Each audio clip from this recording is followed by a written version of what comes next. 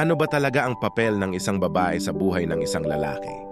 Una, niligawan mo yan, ginawa mo lahat ng effort para makuha mo siya, kaya wala kang karapatan na saktan siya sa isip o katawan lupa at hindi mo yan pinakain at inaalagaan mula pagkabata hanggang kinuha mo siya sa kanyang mga magulang.